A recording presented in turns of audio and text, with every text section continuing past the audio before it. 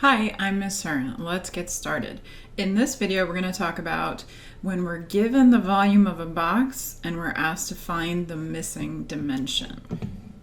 So in this example, a box has a volume of 1080 cubic feet. If the dimensions of the base are 15 feet by 12 feet, how can we find the height of the box, the unknown dimension? We're still going to use our formula for the volume of a box, which is volume equals length times width times height, or the area of the base times the height. But what's missing this time isn't the volume. So we're going to have a little equation to solve. We're going to replace V, the volume, with what it's equal to, which is 1080 cubic feet.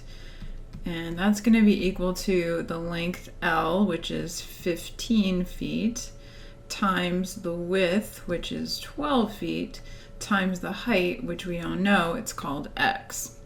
So simplifying on the right side of the equation, we have 1080 equals 15 times 12 is 180 times X. Now, how do we get that X by itself? X is being multiplied by 180, so we're going to divide both sides of the equal sign by 180, keeping the balance. And so 6 is equal to X.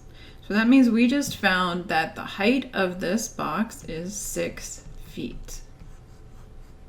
I hope you found this video helpful. If you did, please give it a thumbs up. That helps other students to find the video.